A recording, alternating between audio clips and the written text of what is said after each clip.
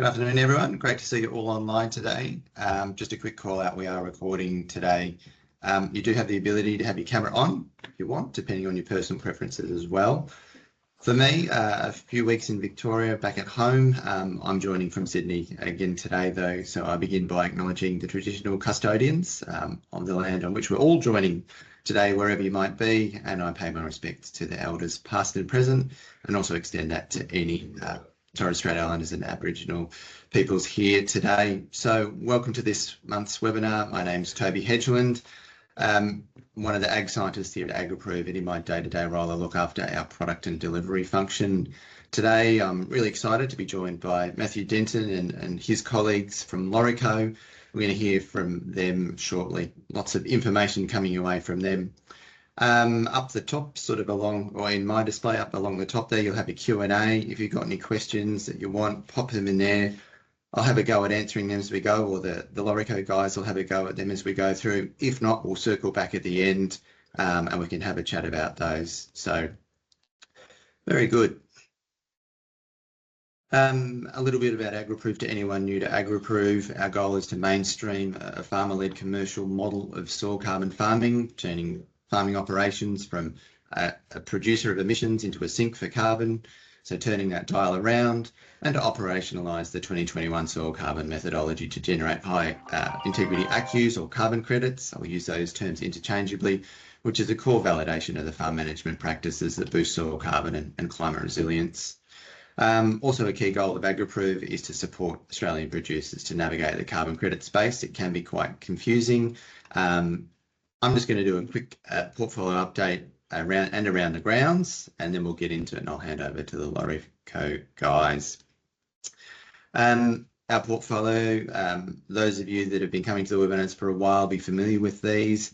I've just drilled into the portfolio on our cropping side a little bit today. So no shortage of participation for croppers in the soil carbon space in the AgriProve portfolio, with about 200 projects, 50,000 hectares, and quite a few projects moving through that crediting process with ACCUs coming along.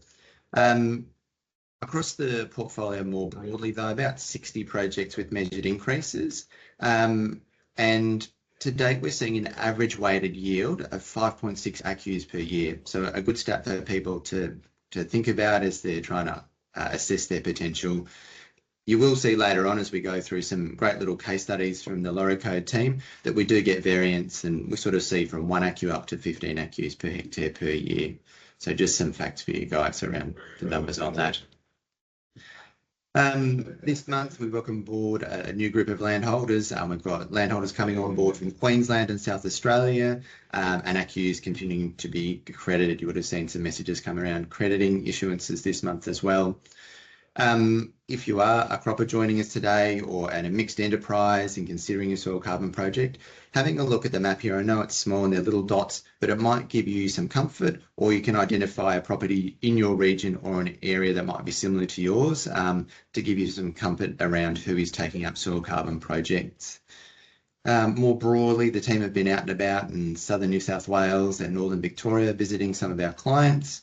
And just mistily in the background there, exciting, we had 2 Optiway units as part of the AgriProve research program land with 2 of our pilot landholders. More on the Optiway program to come. But yeah, some exciting developments around integrating that to improve your carbon sequestration potential on farm through livestock weight monitoring. A busy time of the year for many of us. Plenty of people probably attending ram sales or bull sales. I hope you did well if you're out buying new progeny, or if you pulled the header out of the shed to get it serviced pre-harvest. I hope that all went well and we're getting some fair weather in the coming months to set us up for a cracking harvest. Alrighty, let's get into the exciting bit. I've been focusing on our 5 steps, the stages that we have in having a soil carbon project with AgriProve. We're going to continue to talk about implementation today. If you're after a recap of the end-to-end, we did that in our June webinar this year. We went through the whole process, the RBIMC. You can have a look at that on our YouTube channel. So to sort of start leading us into today, with the structured routine of cropping systems, how do we go about understanding what, and how to implement so we can sequester carbon, and how do we get comfortable, or how do we have enough confidence to commit to starting a carbon project. I'm joined by all of the guys from LawrieCo here. You'll see some of them with their cameras on there. Just to explain the relationship we have with LawrieCo, we've had a mutual referral agreement in place for several years now. So if you're an AgriProve soil project landholder, and I won't do this justice, you'll hear from the guys at LawrieCo about their expertise, but they are experts in agronomic advice for building soil carbon. And LawrieCo customers, if you're interested in starting a soil carbon project, or you might already have one, AgriProve is the team behind that soil carbon project delivery for you. So we're there to guide you through the soil carbon registration process, ongoing reporting requirements, LawrieCo being agronomic experts in soil carbon building activities. Matthew, welcome. It's great to have you here. I think the crowd's probably heard enough from me. They're probably interested to hear from you and your team. I'll hand it over to you now to take us away with your intro to LawrieCo and your slides. Thanks so much, Toby, and absolute pleasure to be here. I think from all my years in agriculture, this is a culmination of many developments, and I think quite disruptive you'll find as we go through this presentation and talk about some of the areas where we're building carbon. I thought in terms of the flow today, I'll give a bit of an overview and background on LawrieCo and how we've become leaders in the building of carbon and the background to that. Then I'll have Harry Clark, our National Carbon and Project Agronomist. And at the end, I think one of the questions we often get from our distributors and farmer customers is then how do we actually transition, and what are the simple steps that we've found have actually delivered the outcomes? So I've got Rodney Capon to speak through that. And Rod's background is in farm management and is also one of the preeminent authorities in practical biological integration across farming systems in Australia. So whilst we're focusing a bit on cropping today, I do think it's important that we operate across a lot of segments, the dairy market, pasture markets, grazing markets, and horticultural markets. So we've had experience in how to best improve productivity and also build carbon across those. So LawrieCo is a family business. The Laurie family were farmers in South Australia and noticed over a lot of years their soil carbon was continuing to decline. So more than 3 decades ago, they started on a quest of how do we actually turn this around and how do we start to put and increase soil carbon back into the business. So through that journey, they then formed the company LawrieCo, and we now distribute products and advice across Australia in partnership with our distributors, and really work and walk with our producers on how do we actually get outcomes. So one of the key things, and I guess the differentiator for us, has really been that the DNA of LawrieCo has all been around increasing soil carbon, but more as a measure of productivity and soil health. And obviously 30 years ago, didn't have any idea that we were going to be able to be part of this very exciting and emerging market around carbon farming. So the other part I think is really important. The relationship with AgriProve goes back over a decade as well. And what we think is important for Australian farmers is to be able to not only establish carbon farming, but also on what are the processes and the advice and the systems that are working to be able to get that out. So I'll just, that'll be part of the focus of today's presentation. Thanks, Toby. So we're going to try and keep it at a high level today, and at the end we'll put up some of the contact numbers for our National Carbon Agronomist, and we'll be able to drill down with people's programs and have a bit of a chat around what the application might be on your own enterprise.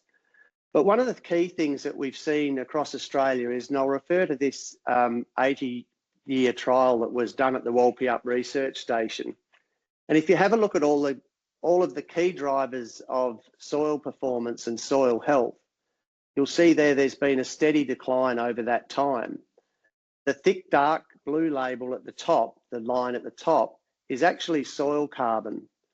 And so whilst we've seen a decline in all key components, we've actually seen a very heavy decline in soil carbon. And our agronomists and specialists, this is what we're actually seeing out in the field across Australia as well. And it's not just in a cropping enterprise, it's also been in a lot of our pasture markets also. Then in the mid-80s, all of a sudden you can see there that there's one that actually starts to jump through the ceiling. And that's the bacteria levels in the soil. And whilst bacteria and fungi are very, very important in the soil, they have two different, very different activities. So bacteria actually oxidize carbon. So in decomposing plant matter, etc., in the soil, they will actually oxidize carbon back up into the atmosphere. So you lose it from your soil structure. Whereas fungi have the ability to be able to store that and sequester carbon in the soils. And in a high productive normal cropping area, you would get a fungi to bacteria ratio of about 1 to 1.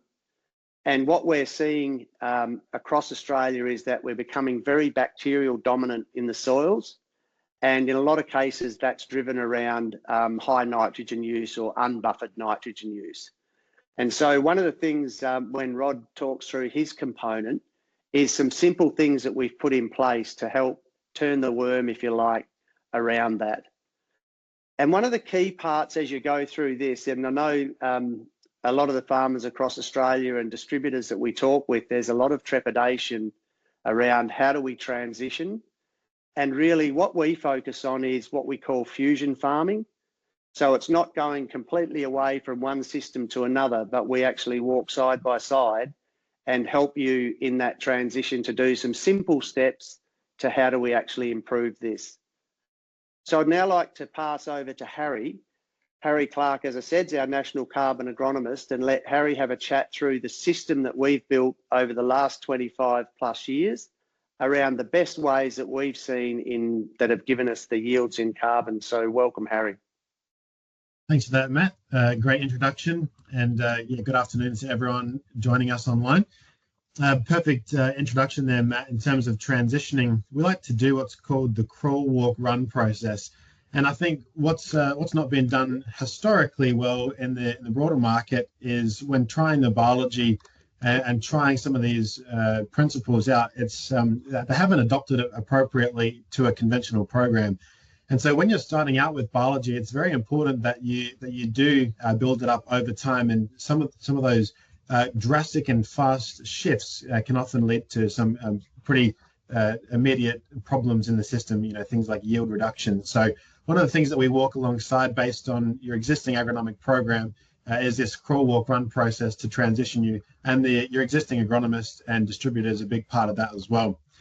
On the right-hand side here, you'll see our 6 soil carbon regeneration steps, and that goes through essentially the full system that you can undertake on farm to build soil carbon at the fastest rate.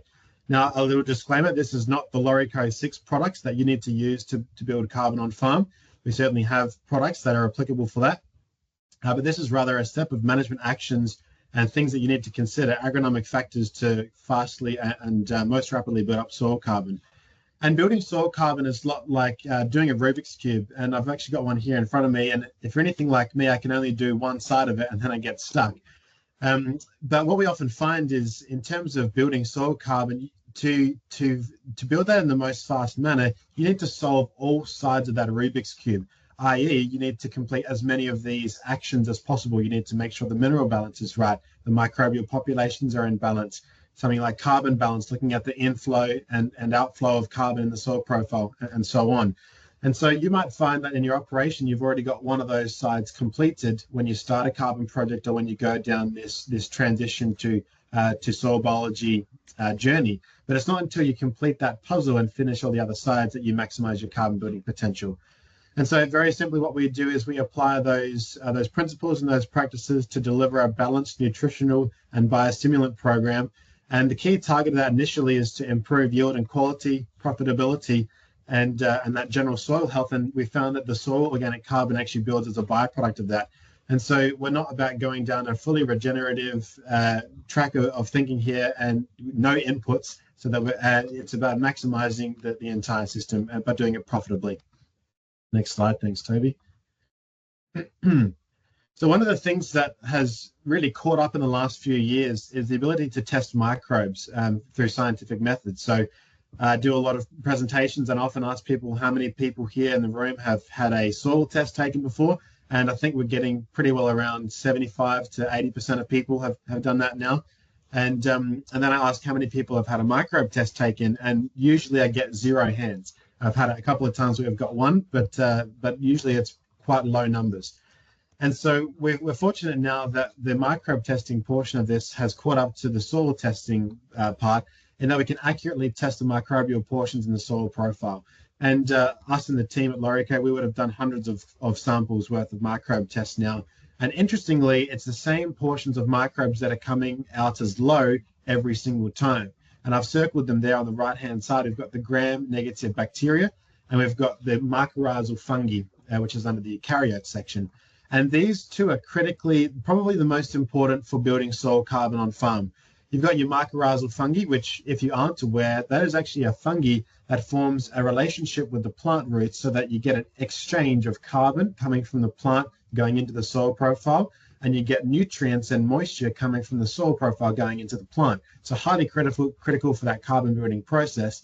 And you've got something like gram-negative bacteria, which is to do with plant growth stimulants and other things, including nitrogen fixation and phosphorus solubilization. And so this range of microbes, which has been relatively overlooked simply because it was not cost effective, or it was too difficult, or we've just been using visual observations, we can now accurately measure that in the field. And so this is really a starting point for us when somebody's going through that journey. As I said, carbon sequestration, nutrient and water supply, things like residue breakdown, specifically stubbles, and disease and pest control are all microbial functions. One of the things that we commonly see is people get overexcited and say, yep, we're going down the biology path, and that means I have to apply no fertilizer. And unfortunately, that's just not the case, especially when you're starting out. And so we like to use the phrase earn the right in the business, which really refers to the fact that yes, there is such a thing as phosphorus solubilization. Yes, you can rely on microbes to make available those nutrients in the soil profile, but don't expect that to happen right from day dot. And so it's simply a process that we go through of building up that microbial balance, inoculating where we have to, feeding it with the right stimulants to boost those along the way, and then monitoring it, and then we manage your agronomic program as we go. Thanks, Toby. So on to some quite exciting information now, in that in partnering with AgriProve and through our distribution networks, we've managed to successfully measure 8 landholders with a measured increase of soil carbon on farm to date. And these 8 landholders come from a variety of different production systems. We've got Western Australia, Victoria, and South Australia registered at the moment. And everything from about 250 to 280 mil rainfall right the way up to about 600 millimeter rainfall.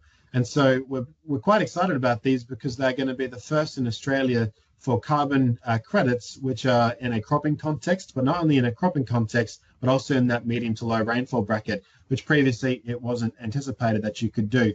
Fortunately, we've had 25 years of experience with it, and now we're coming through for the first credits under the method.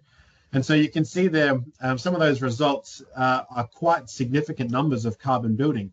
And I will add as a note that these are all within 12 to 18 months of their initial baseline date. So not only have we been able to successfully build up soil carbon in these environments, but we've also done it very quickly within those systems just by the introduction of some of that biology and our soil carbon building land management strategy. And I'll preface this again by saying that these at the moment are successfully measured increases, but they're just in their raw form at the moment. These are going through to their carbon credit issuance shortly, hopefully the first of which is coming in November. And it's at that point where we'll know the final numbers as it comes out through the emissions calculations and other small details like that. So I'll just take it into a few specific examples that we can digest here. So I'll bring us to Luke Felmingham and his father Ken, who are working out of Shepparton in Victoria. And Luke originally signed up a carbon project with us, and he somehow convinced his father Ken to do it as well. And he said, right, Dad, we're going to do this carbon project initiative, and I'm going to do, this is what Luke was saying, he said, I'm going to do the full program. I'm going to do as much as I can in my first year to build soil carbon. And to his father, Ken, he said, you're just going to do one aspect. If you remember the 6-step system, Ken just decided to do one aspect of that. And so we've got two situations here where they're relatively close farming blocks, about 10 kilometers apart as the crow flies. Same rainfall, same environment, same soil type, and very similar cropping conditions. And Luke's farm, he's actually managed through the implementation of, which you can see there, the carbon building activities of about $80 a hectare additional spend on top of his existing program. He's built just over 2,000 tons of carbon in that 12 months. And we were initially, when we saw the lead indicator assessment, which involves the satellite technology, it showed us that we had a potential measured increase. So we went back and did the sampling with the AgriProve soil sampling crew. And it came out at the 2,000 mark for increase in soil carbon. And we thought it was so good that we almost didn't believe it. And so we, with AgriProve, made the decision at that point. We said, let's send the soil rigs in again with completely new soil sample points so that we can actually verify that this is truthful and that it wasn't somehow a mistake. And when we sent the rigs back in again to new sample points, we found that it came out almost identical at 2,000 tons of carbon built on top of the baseline. So we were pretty excited about that, and all to say within a short time frame. So digging into a little bit of what Luke has actually done to get that increase. Luke was a very conventional cropper beforehand, and this is really his first year with the program and incorporating biology. So one of the first things he did was, instead of burning his stubble, he decided to retain that, and he put that on the surface or laid that on the surface. And then he used our digest application, which is a cellulose digesting fungi, to break down that cellulose and return it to the soil profile, which is basically straight carbon. He's also done a seed treatment program, which has got that mycorrhizal fungi involved in it, which is, again, critical for carbon building, along with other humic acids that was incorporated at the point of sowing. He involved the F75 chemical additive, which is actually a fulvic acid that LawrieCo makes. It's the highest grade fulvic acid on the market. And so he's incorporated that within his spray programs. And then existingly, he was using UAN as a foliar, and we've simply put Boost with that, which is one of our products, which is a compound biostimulant, which includes fish, kelp, amino acids, triacontanol. And it's essentially all-in-one biostimulant, so it takes a lot of the ease of, or the troubles of mixing out on farm, so it's just rocks up ready to go. And so that's a bit of the program, and Luke has spent an additional $80 a hectare on that program. But what he found, not only did it increase in carbon, but it was the highest yield that he'd ever seen, especially in this canola crop, and it was the highest oil content that he'd seen than ever before at 43.5%.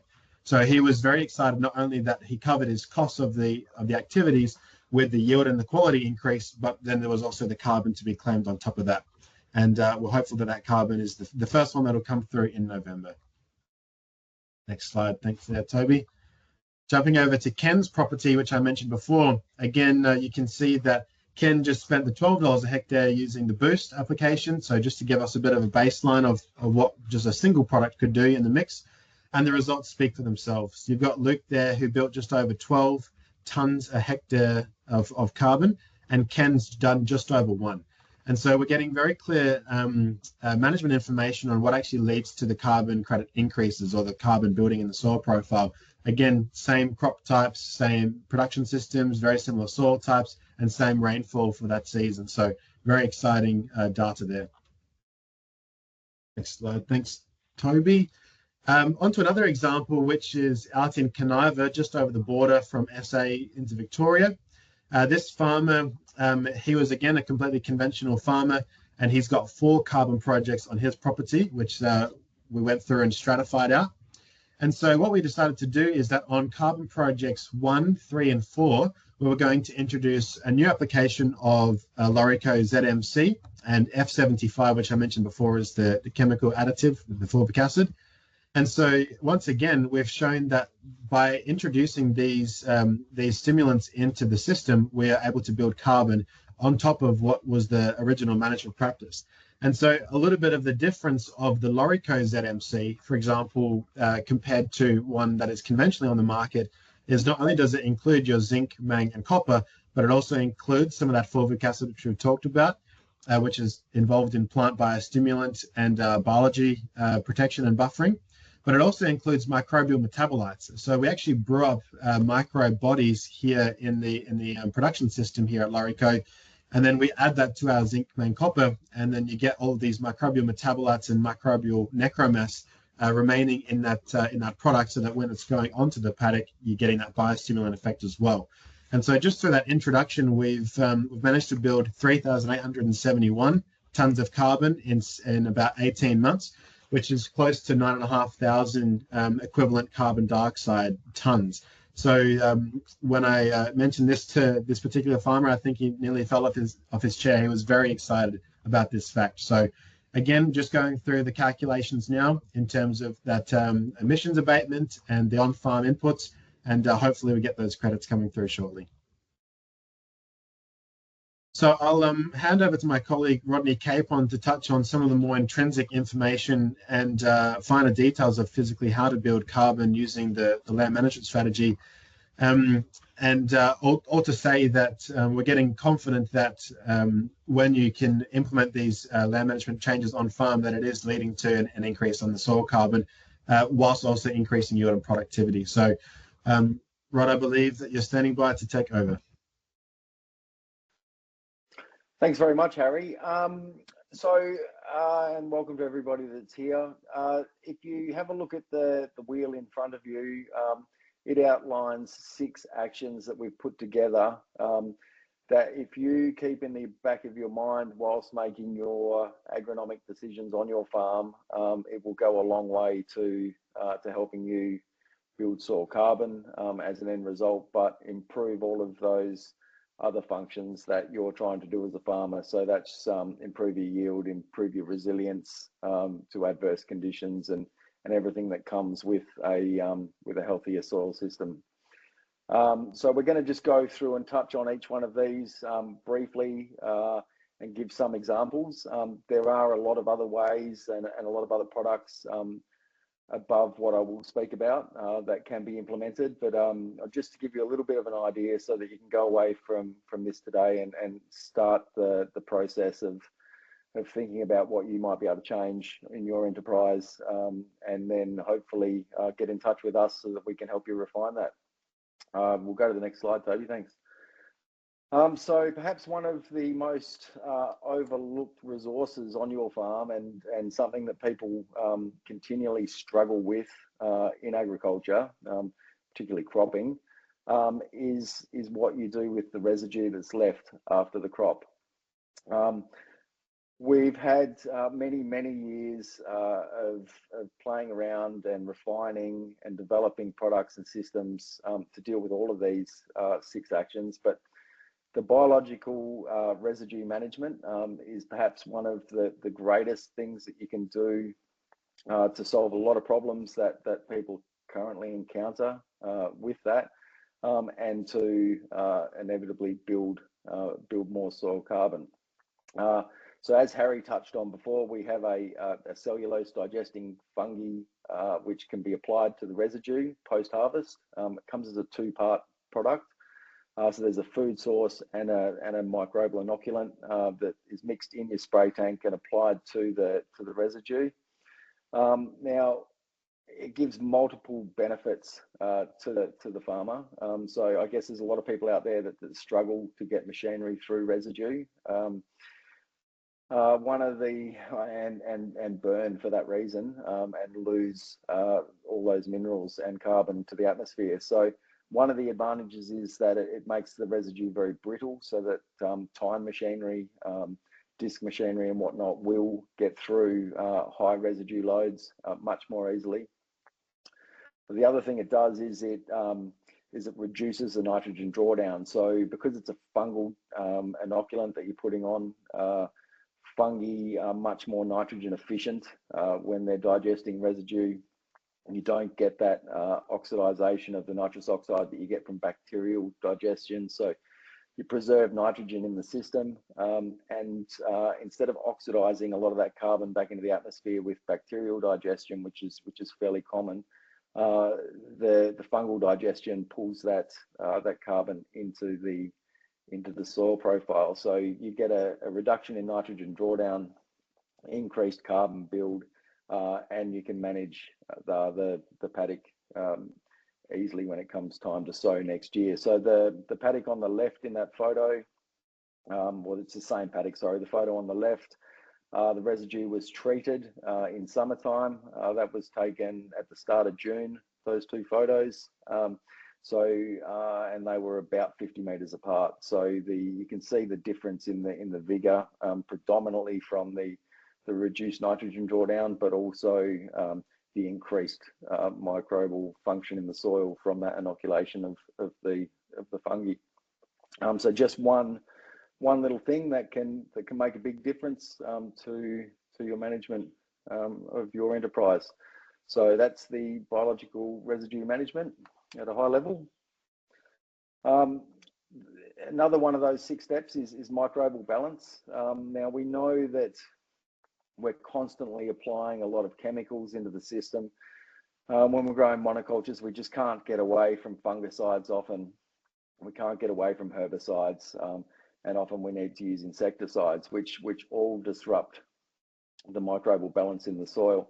So Harry touched on fulvic acid earlier, and that's one aspect of this, which we're going to talk about. So quite simply, fulvic acid can be added to nearly all of your insecticides, fungicides, and herbicide applications to dramatically reduce the toxicity that product has in the soil system from off-target spray. The other advantage that then has is it stimulates the bacterial component in the soil that breaks down those compounds, those chemical compounds. So one, you get less antagonism in the soil system to upset your microbial balance. And then on top of that, you get a quicker breakdown. When it's applied with systemic chemicals, it's been widely proven to increase the uptake of those into the target plant, both with those insecticides, herbicides, and pesticides, as well as with foliar nutrition. So effectively making them more efficient so that the rates can be brought back to the lower ends of the label rate. So fulvic acid's one component of that. Obviously, there's biostimulants that we will talk to you guys about when we get more in depth one-to-one. Humic acid plays a similar role in the soil system. So these products can be kind of looked at in the soil system like a carbon filter in your tractor, binding up those toxic compounds and buffering the toxic effect against the beneficial biology that we're trying to stimulate in the soil. So that would be microbial balance.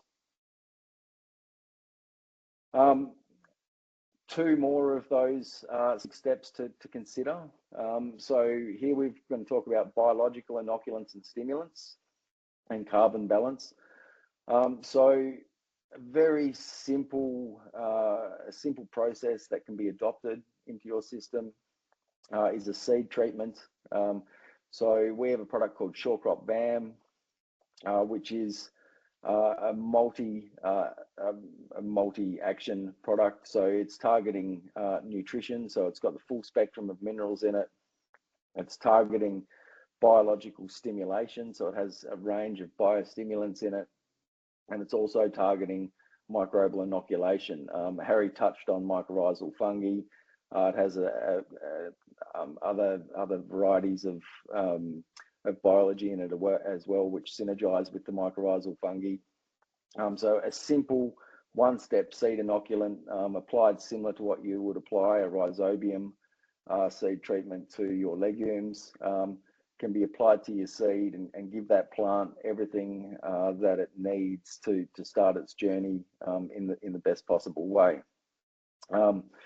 When we talk about carbon balance, we're talking about buffering those synthetic inputs more than anything else.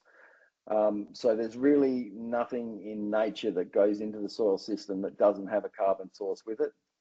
And so with our approach of working with nature rather than against her, by putting some of these carbon sources with those synthetic inputs, i.e. your MAP, your single super, takes away a lot of that detriment that it has in the soil system, as well as making it more efficient. So reducing lockup, reducing leaching, all those problems that farmers know about and that they're experiencing. So it adds value to those synthetic inputs whilst taking away a lot of that toxic effect that it has on the biological system.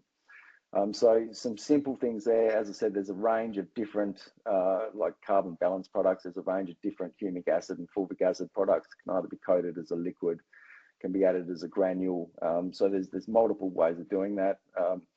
But we'll talk hopefully more to you about those different aspects when we catch up face to face. Next one, thanks, Toby. So biological nutrition management, it kind of fits with what we've spoken about with the carbon balance and all those types of things, but this is really about maximizing the efficiency of your synthetic inputs, and in some cases changing application techniques to optimize plant uptake, reduce leaching and lockup, and reduce the detriment to the biology and the biological balance in the soil system. I guess one of the key things, Matt mentioned it, was overuse of soil applied nitrogen, in the main urea. Disrupts that biological balance. It oxidizes carbon out of the system by hyperstimulating the bacterial component in the soil. So where that can either be buffered or applied as a foliar application, has a huge benefit in building soil carbon.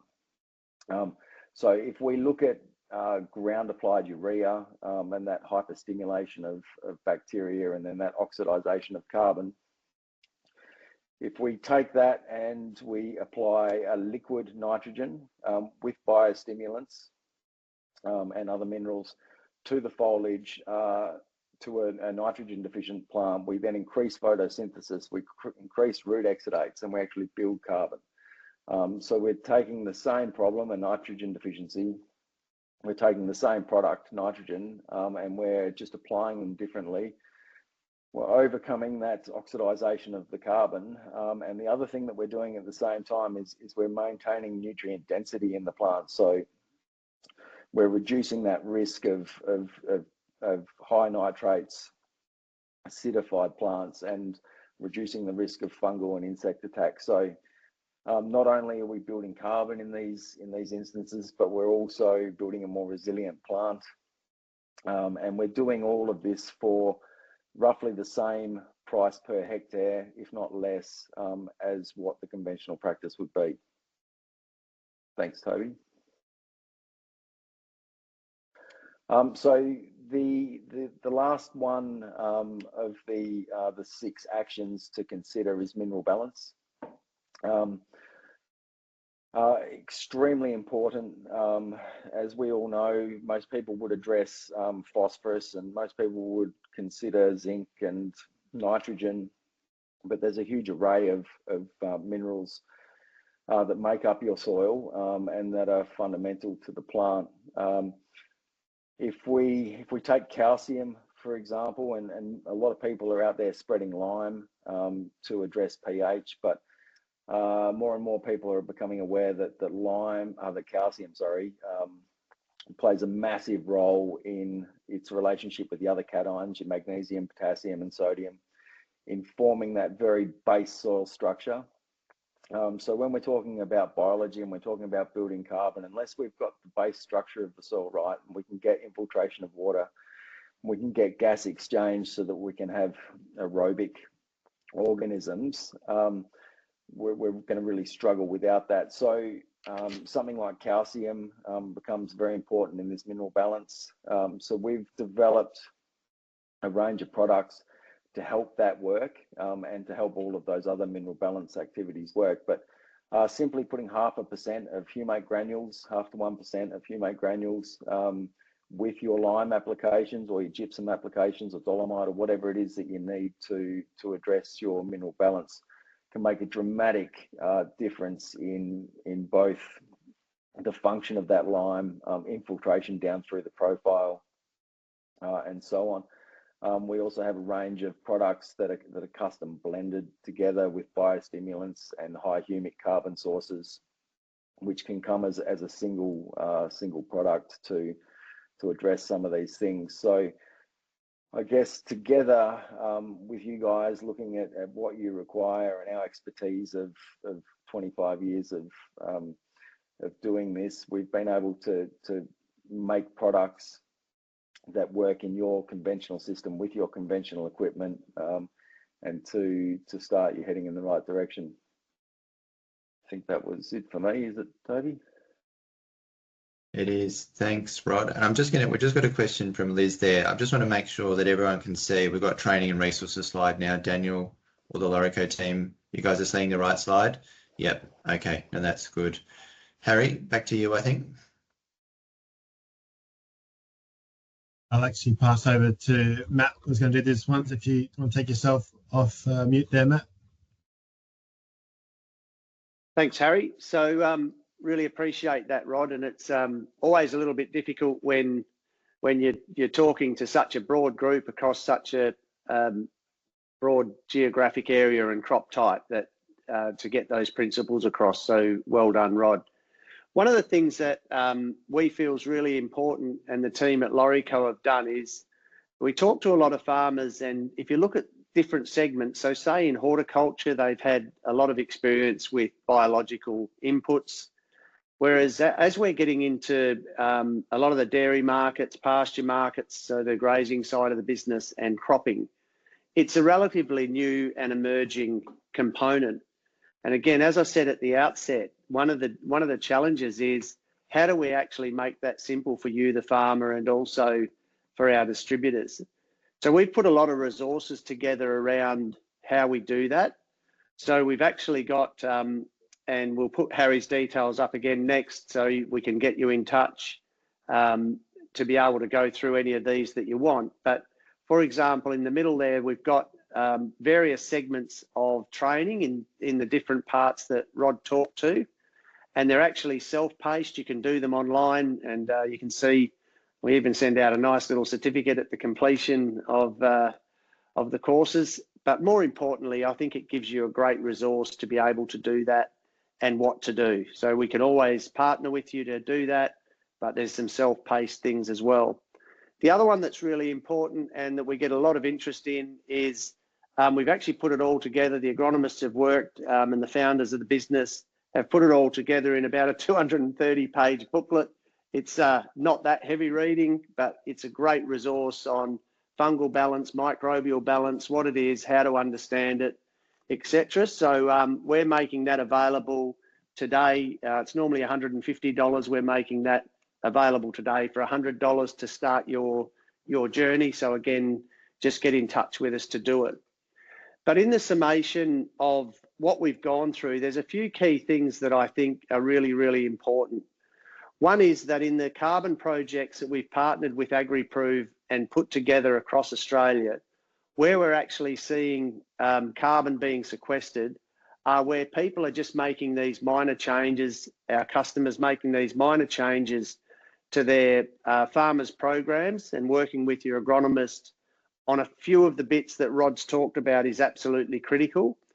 And again, we're only talking about a few degree change in your enterprise. We're not talking about new equipment, a lot of different practices. And one of the things when we set up the carbon projects, it is also about what's an eligible activity. So we work with you around that. But what we do see, those that do it, we're starting to build carbon, and those that are still just starting and haven't really implemented these into their programs, we're still coming from a way back. So as part of this, we really want to offer the opportunity to have a chat with you in conjunction with AgriProve and have a look at the viability of a carbon farming enterprise with you. But also we're more than happy to be able to then sit down and do a review of current practices and just see what might be economical make some changes to your programs going forward. So thanks very much, Toby. We really respect the partnership that we've got with AgriProve right across Australia, and we've collectively now built the majority of certainly cropping soil carbon projects. And we feel that the partnership is absolutely critical because we take the back end complexity of doing a carbon project out and enable that to be done by AgriProve. And then our team can work with you on then how do we actually do it, because it's a whole new farming system that has an opportunity to revolutionise agriculture in Australia. So thanks very much, Toby, for the opportunity. No, very welcome. Thank you all, the team at LawrieCo. And I reckon if anyone's looking for a Christmas gift for the farmer in your family, Soils Alive, put it on your Christmas list. I did put a bit of a prompt in the chat there to see if we had any questions. I just had one to give people a bit more thinking time. It was probably more of a question to me around, is sequestration in a crop system going to yield accus every year? I don't know whether, Harry, we're not really at that stage yet where we've got people that have been going through, but we do expect to see people to yield. Remember, as we've looked at our crediting process in prior accus, that you do develop a high watermark and you do have to exceed that high watermark as you're building your soil carbon to be credited again. You're always going to get those productivity gains that Harry and Rod and Matt have talked about here as well. Carbon credits are the cherry on top here. The LawrieCo team are here to help you improve your productivity, and that's going to be your major gain. Will you get accus every year? You might, but it's not a guarantee. So that was just sort of a thinking question from me. Craig, you popped in a question here. How often do you have to measure, and what is the cost per hectare? So that one's a good one. We do a carbon ready report, which tells you the cost of your baseline sampling if you're after the costs of a carbon project. So I'd encourage you to have a go at doing a carbon ready report with AgriProve, and then maybe having a chat with Harry and the team about the costs of agronomic advice and those kind of things, if that's what you're after as well. The second bit from you, if you want to produce accus, yes. So the 2021 soil carbon method requires you signing up for a 25-year project. So that's the idea, is that you are locking the carbon in the soil for a period of 25 years. And over those 25 years, you keep up your implementation activities to ensure that that carbon stays sequestered in the soils. It's not like forestry or something like that, where you take your crop out, you plant trees on it, you can't crop it anymore. This is the beauty of the soil carbon method. You can keep grazing, you can keep cropping, your double income basically. Then you have your soil carbon income and you have your crop or your livestock yield as well. I can't see any more Q&As, but folks, if you've got anything, pop them in the chat. We can come back to them. You've got our details. If you rewatch this later on, or you share it with a family member and they've got questions, do reach out to us. I'll move on to my key points. I think. Yeah, Toby, there is a couple more that have come up on mine. One was that are Biomax products readily available in regional South Australia? So the answer to that is yes. And then the other one, of course, is using the soil methodology. How many accus and dollar value do you expect to be issued once factors and regulatory discounts are applied? So I'll let you speak to that, Toby, given the variances and differences that we've got. So for dollar values of accus, how many accus and dollar value to expect to issued once factors and regular? Okay, so live accu prices are available at accus.com.au. I think the current prices are around $36 per accu, but have a look at that to make sure you get current prices. Discounts, so there is a permanence discount of 25% that is applied to the carbon soil that you sequester, and AgriProve has a 25% success fee on the accus that you yield as well. Any emissions that you generate in your cropping or grazing system are also reduced from the sequestration. So it's the net amount of carbon that you sequester minus a permanence discount minus any success fees. There were a couple of earlier ones. We've got a few rolling in now as well, Matthew. One from Pete Ramsey. I don't know if you can see that one. Yep. Do you have people applying Suncorp Van in pasture? Yep, so sure crop VAM in pasture. So in a lot of cases with that, where there's pasture renovation going, they can apply that to the seed. And I'll let Rod talk to those that have also looked to actually apply VAM into a pasture situation as well. Yeah, commonly done in all those re-establishments and rejuvenation of pastures, so and summer cropping and whatnot. So commonplace in pastoral systems. Very good. Thanks, Rod. I've got a question for me from Charles around AgriProve. Hundreds of soil carbon projects registered. How many have passed the first audit without achieving creditable increases in soil carbon versus those that have? So the point here is, Charles, that we wouldn't put you through an audit and accrediting process unless you had a measured increase. So we're out there doing our soil sampling and our monitoring, and we wouldn't put you through that. We go out, we have our lead indicators, we will test. Most people are generating ACCUs in their second or third year.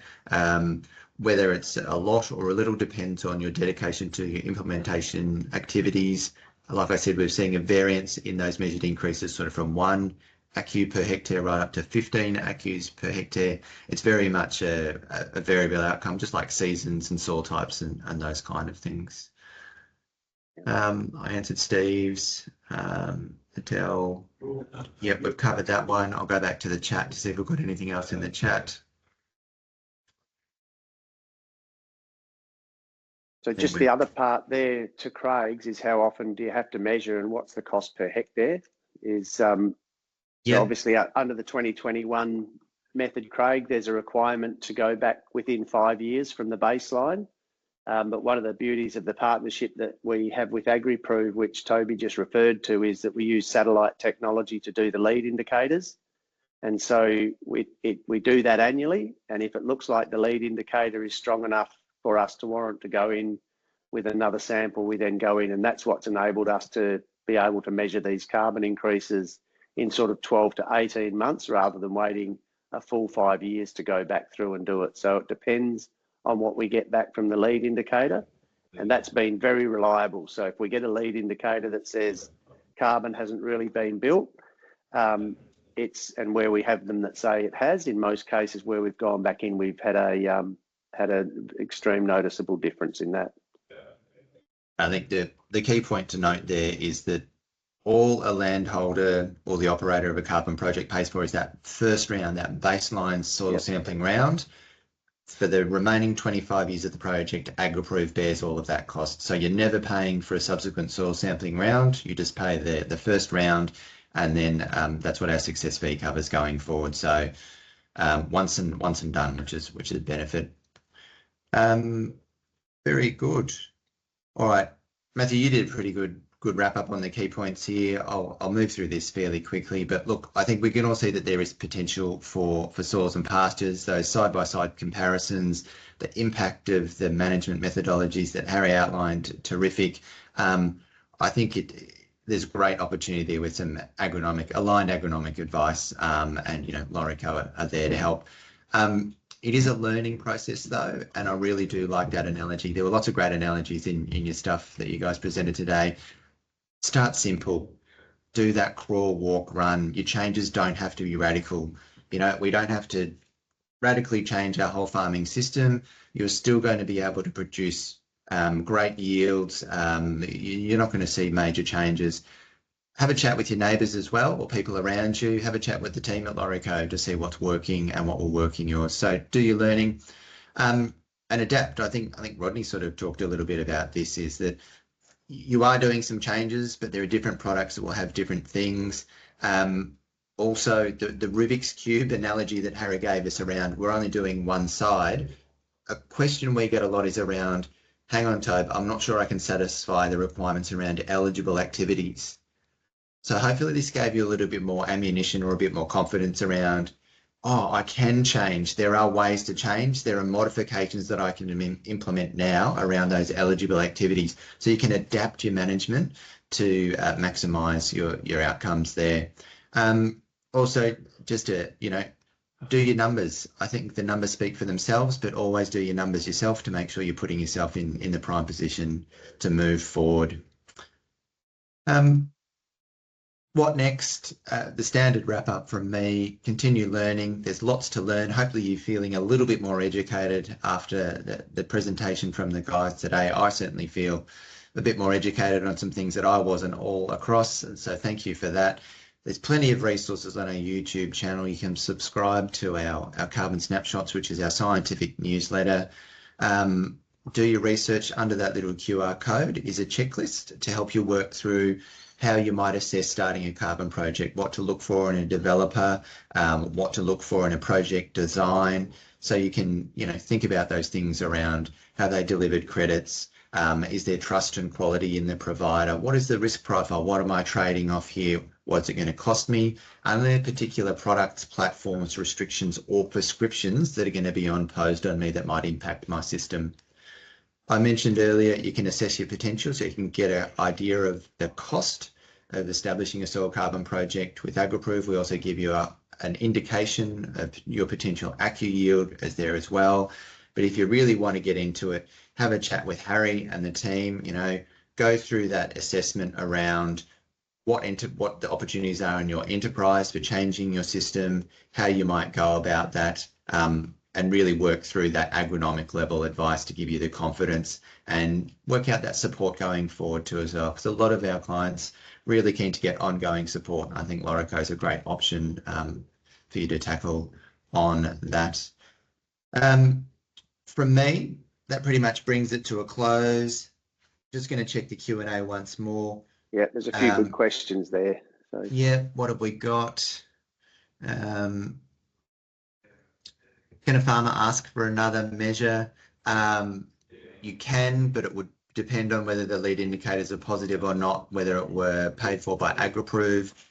We can do additional analytes when we're doing sampling for you as well. So Harry mentioned the tissue samples, which are more foliage, but if you're after additional soil analytes, we can put them through our labs as well. Copy of the presentation. Yep, for being on here, you'll get a recording of that out to you, available on YouTube as well. I'll check the Q&A final time. And that is it. Terrific. We are right on the hammer of an hour. From me, a massive thank you to Matthew, Harry and Rod for joining from LawrieCo today. Thoroughly enjoyed it. Thank you for coming along, guys. From everyone who's joined, from the team at AgriProve, the team at LawrieCo, have a great afternoon, and we will see you all next month. Thanks all.